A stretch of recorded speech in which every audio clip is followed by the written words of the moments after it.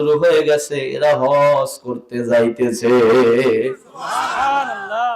আব্রাহা দেখে বলল, আমার দেশে কিসের না যাই আছে, হজ করতে ও দেশে যাওয়া লাগবে কেন? কথা বুঝতেছে? দেখে বলল, শোনো, মানুষ হজ করার জন্য মক্কাতে যাচ্ছে, তার কারণ কি? সৈন্যরা বলল, স্যার, ওই দেশে যাওয়ার কারণ হলো ও দেশে আল্লাহর কাবা ঘর আছে, আর হজ কবুল হওয়ার জন্য পূর্ব শর্ত হলো কাবা ঘরকে তাওয়াফ করতে হবে। ও দেশে ওরা যাবে, কাবা তাওয়াফ করবে, মদিনাতে যায় নবীজির রওজা মুবারক জিয়ারা করবে। এজন্য ওরা মক্কা মদিনার উদ্দেশ্যে রওনা করেছে। আব্রাহা বলে, সবাইকে ঠেকাও, সৈন্যরা ঠেকাও, ওদেরকে ফিরায়া আনো, আর আমাকে 6 মাস সময় দাও, আমি আমার ইয়ামেনে ওই দেশের মতো করে আরো একটা কাবা বানাবো। কারণ ওরা যেহেতু কাবায় যায়, ওখানে যা কোরবানি দেয়, তাহলে নিশ্চয়ই ইয়ামেনের মানুষের একটা লাভ হইতেছে। আব্রাহা তাকাইছে লাভের দিকে, যেরকম অনেক মানুষ মাজার গড়ে লাভের জন্য। কথা বল না কেন? গাঁদা ফুল একটা গায়ে তুইয়া কয়দিন পর নাম দিছে গেদাসার মাজার। কথা বোঝে না, কারণ জানে বাঙালি তো ওই জাতি, কিছুদিন ভণ্ড ভণ্ড বইলা যাবে না। ও প্রজন্ম না হয় না আসলো, পরের প্রজন্ম দেখবে ওখানে ওরস হয়, 2-4 জন করে লোক যায়, ওদের ছেলেরাও যায়, ওদের মেয়েরাও যায়, আর তার পরবর্তী প্রজন্ম যারা আসবে, ওরা ওই মাজারে যায় সেজদা দিবে, ওখানে যায় দান সদাকা করবে, ওখানে যায় গরু খাসি দেবে। এজন্য অনেকেই মাজার করে নিশ্চিন্তায় থাকে। তোরা না বুঝলেও তোর পরের প্রজন্ম ঠিকই বুঝবো, আমার কামাই ঠিকই হইব। কথা কি বোঝেন নাই? আব্রাহা বলতেছে, ওই দেশে মানুষ যাচ্ছে হজ করার জন্য, ওখানে কাবা আছে, আমি আমার দেশে একটা কাবা বানাবো, অথচ আল্লাহর কাবা কয়টা? বলতেছে, আমার দেশে আমি আমার মতো করে ওই দেশের মতো করে একটা কাবা বানাবো, ওদেরকে ফিরে আনো, 6 মাস সময় আমাকে দাও। এখানে আব্রাহা নকল করে আরো একটা কাবা বানাইতেছে, এটা হলো হিংসা করে। কি করে? আজও পাড়ায় পাড়ায়, ঘরে ঘরে, প্রতিটি পাড়ায় পাড়ায় মসজিদ হয়, অধিকাংশ মসজিদ হয় হিংসা করে। কথা বল না কেন? মানুষের 3 জায়গায় সবচেয়ে বেশি বাধা পূজা হয়, এর মধ্যে একটা হলো মসজিদ। মসজিদে গেছে, একটা কথা কাটাকাটি হইছে, মুরব্বী একটা তেরাইছে আছে, বাড়িতে সে কইলো 2 ডিশি মাছ দিলাম লেখিয়া বানা মসজিদ, 3-4-5টা কাট কইরা থুইয়া একেবারে নারী পুরুষ প্রথম কিছুদিন হুজুকে নামাজ পড়তে যায়। বেনামাজির আর কত নামাজি হবে? দেখা যায় যে পরে কিছু মাস, কয়েক মাস চলে যাওয়ার পরে মসজিদে ইমামও নাই, মুয়াজ্জিনও নাই, ওই মসজিদে মুসল্লিও যায় না, ছাগল যায় ঘাস খায়। এরকম পরিত্যক্ত মসজিদ কি সমাজে নাই? আমার বন্ধুরা, আব্রাহা নতুন করে কাবা বানানো শুরু করে দিল। তাফসীরে এসেছে, এত বিশাল করে কাবা বানিয়েছে, কাবার দিকে যদি তাকাতে হয় মাথা উঁচু করে তাকানো লাগে, মাথা টুপি পর্যন্ত খুলে পড়ে যায়। আল্লাহ যদি সম্মান না দেয়, সমাজের মধ্যে বুক টান করে হেঁটে বড় গলায় কথা বলে কি সম্মান পাওয়া যায়? আর আস্তে কোন আব্রাহার যখন কাবা বানানো শেষ হয়ে গেল, আব্রাহাম কেন্দ্রীয় রাষ্ট্রপ্রধান যিনি, ওই যে নাজ্জাশী, ওই দেশের প্রধান যিনি, তার কাছে চিঠি লিখলো, স্যার, আমি আমার দেশে কোনো কিছুর নাজাই করি নাই, এমনকি মুসলমানদের জন্য কাবাও একটা বানাছি, আপনি আইসা আমার নকল কাবাটাকে উদ্বোধন করে দিয়ে যান। নাজ্জাশী জবাব দিল, ঠিক আছে, আগামী 15 তারিখ সোমবার সকাল 10টায় তোমার ওই কাবা উদ্বোধন করার জন্য আমি আসব। 15 তারিখও আসতেছে, 14 তারিখ দিবাগত রাত্রিবেলা মক্কা থেকে কয়েকটা যুবক ব্যবসা করার জন্য ইয়েমেন শহরের মধ্যে প্রবেশ করেছে। ইয়েমেনের রাজধানী হলো সানা। যুবকেরা রাজধানী শহরে গিয়ে দেখে গেট করা, জায়গায় জায়গায় প্যান্ডেল কার, গেট করা, কি ব্যাপার? এই ইয়েমেনের যুবকেরা, তোমার দেশে এত প্যান্ডেল কেন, এত গেট কেন? তোমার দেশে এত সুন্দর করে বাতি জ্বালাইছে, কারণ কি? আগামীকাল কি ফুটবল খেলা করে না, ক্রিকেট খেলা বলে না, তাহলে সুন্দর করে তোমার দেশটা সাজালো কারণ কি? ইয়েমেনের যুবকেরা জিজ্ঞেস করে, যুবক তোমাদের বাসা কোথায়? মক্কার যুবকেরা বলে, বাসা আমাদের মক্কায়। ইয়েমেনের যুবকেরা হাওমাও করে কান দেয়, বলে, যুবক রে, ব্যবসার তালে রইলি, অথচ তোর আল্লাহর কাবা কাবা যে নকল করে বানাইছে এটার খবর তোর কাছে নাই। এ মক্কার যুবকেরা, তোমাদের মক্কাতে যে একটা কাবা আছে, অনুরূপ করে একটা কাবা আব্রাহা আমার দেশেও বানাইছে। মানুষদেরকে বিভ্রান্ত করার জন্য এই কাবার দিকে ডাকতেছে। ইয়ামেনের কথা, যুবকদের কথা শুনে মক্কার 6 জন যুবক ছিল, এরা এদের পেটের সাথে টাকার বেল্ট বাঁধা ছিল, টান দিয়ে ছিঁড়ে পানির ভিতরে ফেলে দিয়ে বলে, শোন, যেই জায়গায় যেই আল্লাহর জমিনে আল্লাহর কাবা নিয়েও ষড়যন্ত্র হবে, কাবা পৃথিবীতে একটা আছে, একটাই থাকবে। কাবা যেহেতু নকল বানাইছে, এই কাবার প্রতিবাদ না করে আমরা মক্কার যুবকেরা একজনও মক্কায় ফিরে যাব না।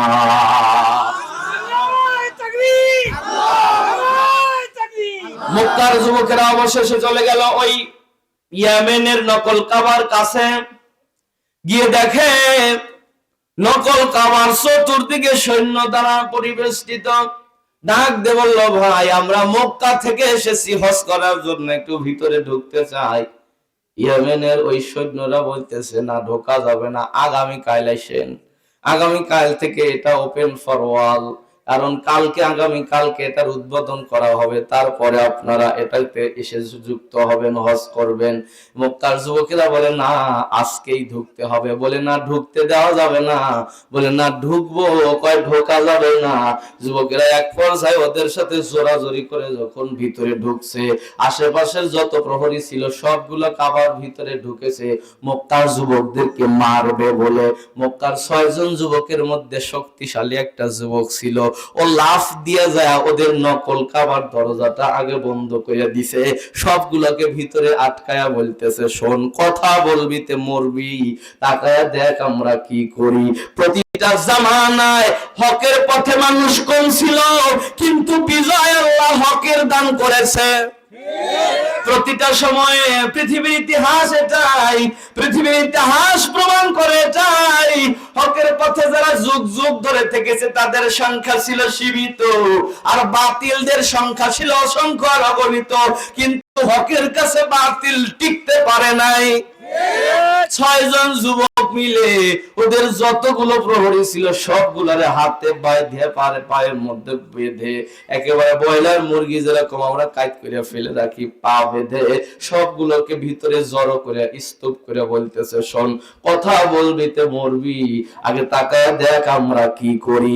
6 জন মিলে ওর ভিতরে পায়খানা করেছে, পেশাব করেছে, ঝাঁটা দিয়ে পুরোটা লেপিয়া বলতেছে, শোন, তোদের আব্রাহাকে বলবি আল্লাহর কাবা একটা, আল্লাহর কাবার সাথে যদি কেউ ষড়যন্ত্র করে সে পৃথিবীতে টিকতে পারবে না। আব্রাহার যদি এত বড় কলিজা হয়, আব্রাহা যেন ওই কাবার দিকে হাত বাড়ায়, আব্রাহা ধ্বংস হয়ে যাবে, এতে কোনো সন্দেহ নাই।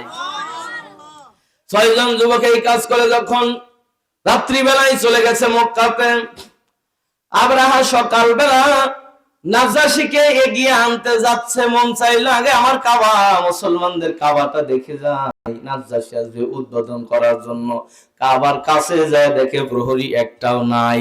চিৎকার করতেছে, তোরা গেছাস কোথায়? সবগুলারে চাকরি খাবো। ওরা বললো, স্যার, আগে ভিতরে এসেন, তারপরে চাকরি খান। ভিতরে যায় দেখে অবস্থা খান খান। এই কাজ করছে কারা? বলে আসল কাবার প্রেমিক যারা। আব্রাহা তাড়াতাড়ি ঘোড়া নিয়ে রওনা করেছে, কারণ নাজাশি তো সকালবেলা আসতেছে।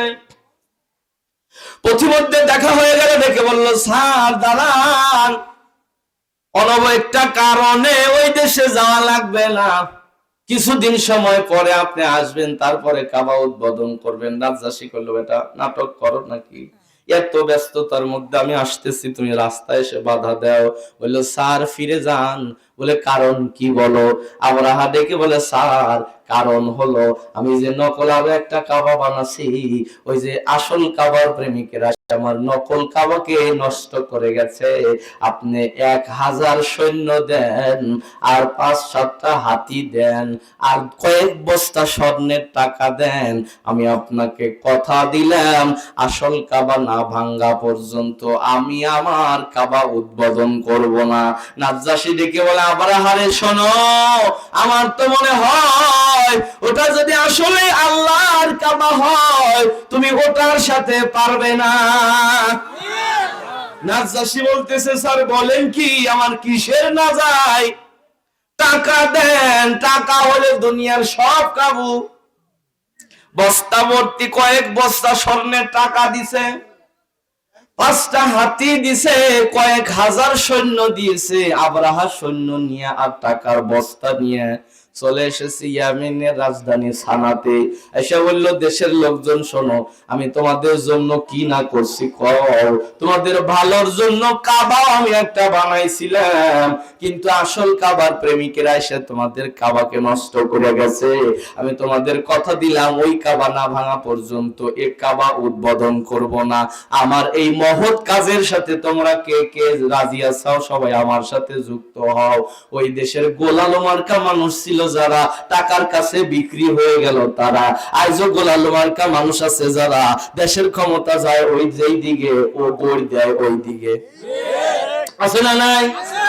এই সারা জীবন বলে আসছে কথা, যখন দেখছি দেশের মোড় পরিবর্তন হয়ে গেছে, আর কথার মোড়ও পরিবর্তন। আছে না নাই? এর নাম হলো গোল আলু। এটা ভর্তা করেও খাওয়া যায়, ভাতে দিয়েও খাওয়া যায়, রান্না করেও খাওয়া যায়, ভাইজাও খাওয়া যায়, গড়া দিলে গড়গড়া গড়িয়াও যায়। ওই দেশের বাতিল যারা ছিল, নামধারী মুসলমান যারা ছিল, এরা সবাই বাদশার সাথে একযোগে বলল, হ্যাঁ তোমার কথা সত্য কথা, তোমার কথার চাইতে ভালো কথা আর বলে কে?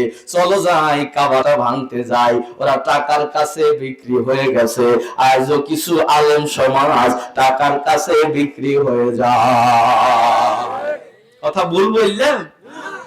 এক পর্যায়ে বাদশা আব্রাহাম টাকা দিয়ে যে কয়েকটা কিনেছে আর সৈন্য যে কয়েকটা ছিল, সবগুলোকে নিয়ে রওনা করেছে মক্কার অভিমুখে।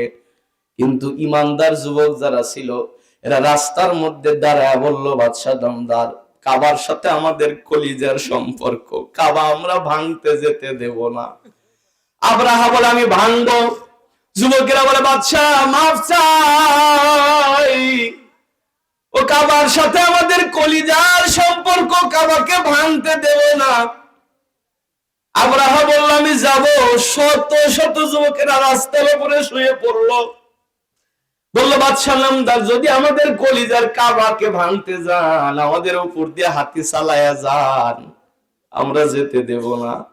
লৌহ মানব আব্রাহা কত হিংস্র হতে পারে মানুষ দেখেন। ওর দেশের ওই মানুষগুলোদের উপরে, জনগণদের উপর দিয়ে হাতি চালায়া ও রওনা করেছে। শত শত যুবকেরা হাতির পায়ের নিচে পড়ে পড়ে মারা যাচ্ছে, তাও যুবকেরা রাস্তা থেকে ওঠে না, সবগুলো রাস্তার উপরে শুয়ে রয়েছে। ওই সময় খ্রিস্টান ধর্ম চলছিল।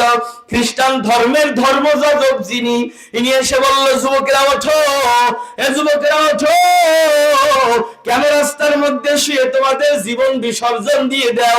কেন তোমরা শাহাদাতের মধ্যে তামান্না পিয়ালা তোমরা নিয়ে শুয়ে আছো? যুবকেরা শোনো, সবাই যদি শহীদ হয়ে যায়, গাজী হবে কারা? এদেশ ইসলামী রাষ্ট্রে চালাবে কারা? যুবকেরা রে ওঠো, যে দেশের সরকারের কাছে জনগণের কোনো মূল্য নাই, যে দেশের রক্ত পিপাসু মানুষকে পাখির মতো গুলি করে হত্যা করতে পারে, তার সামনে শাহাদাতের মূল্য নাই। ঐক্যবদ্ধ হও, কি করে বাদশা আব্রাহাকে দুনিয়ার থেকে বিদায় করা যায়।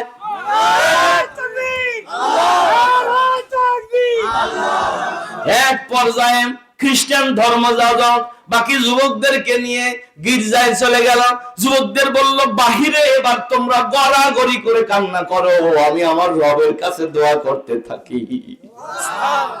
পৃথিবীতে দোয়ার ফল বড় কঠিন। দোয়া কত কঠিন জিনিস জানো বন্ধু?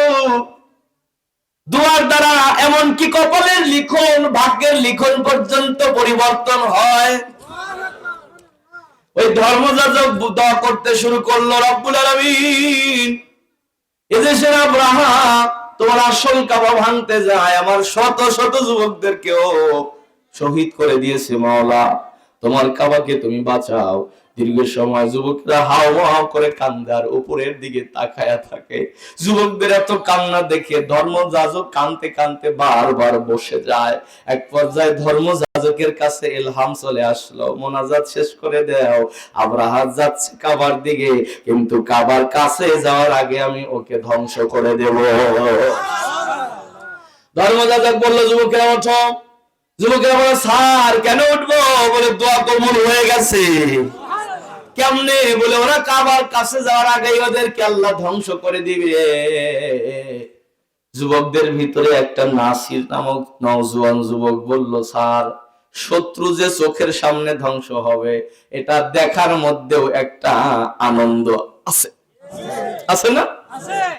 ও স্যার আমি দেখতে চাই কিভাবে শত্রু ধ্বংস হয়। আমি মক্কাতে ওরা যে রাস্তা দিয়ে গেছে আমি বিকল্প রাস্তা চিনি, এই রাস্তা দিয়ে আমি যাব। কাবা শরীফের পাশে জাবালে আবু কুবাইস নামক একটা পাহাড় আছে। বলে পাহাড়ের চূড়ায় আমি গর্তের ভিতরে বসে বসে দেখবো আবরাহা কিভাবে ধ্বংস হয়, আমি দেখে এসে আপনাদেরকে বলবো। নাসির নামক পাদ্রীটা রওনা করলো বিকল্প রাস্তা দিয়ে মক্কার দিকে। উনি চলে গেছে মক্কার পাশে যে পাহাড়টা আছে ওই পাহাড়ের চূড়ার ভিতরে বসে দেখে ওই যে আবরাহার বাহিনী আসতেছে। এসে ওই যে 3 রাস্তার মোড়ের উপরে সব হাতিগুলো শুয়ে পড়লো। আবরাহা আর সামনে আসে না। দীর্ঘ সময় পরে নাসির নিচে নেমে লোকদেরকে জিজ্ঞেস করলো কি ব্যাপার, ওই বাদশা কেন কাবার দিয়ে যায় না? লোকজন বলল বুঝলাম না ভাই, এ আবরাহা বাদশা কাবার রাস্তা দেখতে চায়।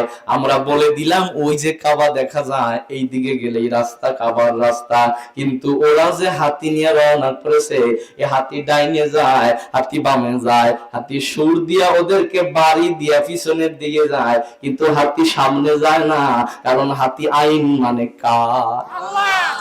হাতিকে আল্লাহ বলেছে হাতি রে সামনে যাস না, বিপদ সংকেত আছে। হাতির একটা অস্বভাব হলো সামনের সেনাপতি হাতি যেদিকে যায় বাকি হাতিগুলো ওই দিকে যায়। সেনাপতি হাতিটা শুয়ে পড়লো, বাকি সব হাতিগুলো শুয়ে পড়েছে। হাতি তো এমন প্রাণী গুতয়াও তোলা যায় না, কোলে করে উৎসাহ করা যায় না। আবরাহা বিপদে পড়ে গেছে, কত গুতন গুতয়, সেনাপতি হাতিটা রক্তাক্ত হয়ে যায় কিন্তু জমিন থেকে আর ওঠে না। এক পর্যায়ে আবরাহার কাছে যত খাবার ছিল সব দুপুরিয়ে গেল। আবরাহা বলতেছে শোনো, এই দেশের মরুভূমির মধ্যে দেখো যারা ছাগল চড়ায়, ছাগল নিয়ে এসো একটা করে ধরে জব করে খাও আর দিন পার করতে থাকো, দেখি হাতি ওঠে কত সময় পরে। ওরা ছাগল চুরি করার জন্য এদিক সেদিক নেমে পড়েছে। প্রথমেই যায় যেই পাল থেকে ছাগল চুরি করে নিয়ে আসতেছিল ওটা ছিল একটা রাখালের, ছাগলের রাখাল। ছাগলের রাখাল ডেকে বলে ভাই আমি গরিব মানুষ, ছাগল চড়ায় জীবন চালাই, আর তুমি যদি আমার এই পাল থেকে ছাগল নিয়ে যাও তাহলে তো আমার চাকরি থাকবে না। ওরা ঘুরে দাঁড়ায় বললো বেটা চেনোস আমাদেরকে, আমরা কারা? কারা তোমরা? বলে আমরা হলো ইয়েমেনের বাদশা আবরাহার লোকজন, যদি কথা বলস তাহলে কিন্তু তোকে সহ ধরে নিয়ে যাব। ওই ছাগলের রাখাল বলে কি ব্যাপার, আবরাহা এ দেশে আসছে কেন? বলে আবরাহা এসেছে হলো এই দেশের কাবাকে ধ্বংস করার জন্য, ভেঙে ফেলার জন্য। ছাগলের রাখালটা ছিল আব্দুল মুত্তালিবের রাখাল। ছাগলের রাখালটা দৌড় দিছে বাড়ির দিকে। কেন? বলে প্রধানকে একটু জানানো দরকার। আব্দুল মুত্তালিবকে ডেকে বলে ও আব্দুল মুত্তালিব, আপনি তো খানায় কাবার মুতাওয়াল্লি, কাবার চাবি আপনার কাছে আছে, কিন্তু বাদশা আবরাহা এসেছে কাবা ভাঙার জন্য, এ খবর কি আছে? আব্দুল মুত্তালিব বলল না তা তো জানি না। সব ছেলেদেরকে নিয়ে পরামর্শ করলো, ছেলেরা রে আবরাহা এসেছে নাকি আমার কাবা ভাঙার জন্য, রাখাল আমাকে খবর দিয়েছে। ছেলেরা ডেকে বলে আব্বাজান আবরাহা যদি সত্যি কাবা ভাঙতে আসে তাহলে আমরা প্রতিবাদ করব না, কারণ আমরা গরিব মানুষ, আমাদের অত অর্থবিত্ত নাই। আমরা যদি প্রতিবাদ করি ওরা আমাদের ঘর পর্যন্ত ভেঙে দিবে। অতএব আব্বাজান ওরা যখন আবরাহা যখন সৈন্য নিয়ে কাবা ভাঙবে আমরা সাফা মারওয়া পাহাড়ের চূড়ায় দাঁড়ায় দাঁড়ায় দেখব আবরাহা কিভাবে আল্লাহর কাবা ভাঙে আর আল্লাহ আবরাহার সাথে কি আচরণ করে। আব্দুল মুত্তালিব ডেকে বলে বেচারা বিষয়টা সত্য নাকি মিথ্যা জানার জন্য আমি একটু চলে গেলাম। বলে আব্বাজান আব্দুল মুত্তালিব সুঠাম দেহের অধিকারী, সুন্দর দেহের একজন মানুষ ছিল। আব্দুল মুত্তালিব ঘোড়ার পিঠে সওয়ার হইয়া আবরাহার ওই তাঁবুর কাছে সে নামলো। আবরাহা চেহারা দেখে চিনতে পেরেছে মানুষটা মনে হয় সম্মানী মানুষ। আব্দুল মুত্তালিব দ্বারা পরিচয় দিল, আমার নাম আব্দুল মুত্তালিব, আমি খানায় কাবার মুতাওয়াল্লি, কাবার চাবি আমার কাছে থাকে, আপনি আমার ছাগলগুলো ফেরত দেন। আব্রাহা অবাক হয়ে ডাক দিয়ে বলে, আব্দুল মুত্তালিব, আমি আপনাকে জ্ঞানী মনে করেছিলাম, আমি এসেছি কাবা ভাঙ্গার জন্য, অথচ আপনি পরিচয় দেন আপনি খানায় কাবার মুতাওয়াল্লি, আমি আসছি ওই কাবা ভাঙ্গার জন্য, অথচ আপনি কাবার পক্ষে বিপক্ষে কিছুই না বলে ছাগল ফেরত চান, কারণ কি? আব্দুল মুত্তালিব মুস্কি মুস্কি হাসে আর বলে, বাদশা আব্রাহা রে, ছাগলের মালিক আমি, কাবার মালিক আল্লাহ, আমারটা বাঁচানোর দায়িত্ব আমার, কাবা বাঁচানোর দায়িত্ব আমার। আল্লাহ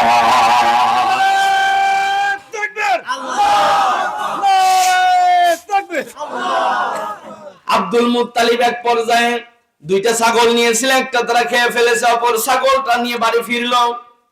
ছেলেদের ডেকে বলে, ছেলেরা রে, আসলে আব্রাহা এসেছে কাবা ভাঙার জন্য, কি করা যায়? ছেলেরা বলল, আব্বা জান, করার কিছুই নাই, আমরা যা বলছিলাম তাই করব, প্রতিবাদ করব না, পাহাড়ে যা দাঁড়ায় দাঁড়ায় দেখবো। আব্দুল মুত্তালিব হাও মাও করে কান দেয়ার বলে, বেটারা তোমরা সহজেই বলতে পারো, কিন্তু আমি সহজে সহ্য করতে পারি না, কারণ এই কাবার সাথে আমার 14 পুরুষের সম্পর্ক রয়েছে। ওই কাবা ঘরের দেয়াল পর্যন্ত আমি আমার নিজের গায়ের জামা দিয়ে পরিষ্কার করি, আর তোমরা সহজেই বলতেছো ছেড়ে যাবা।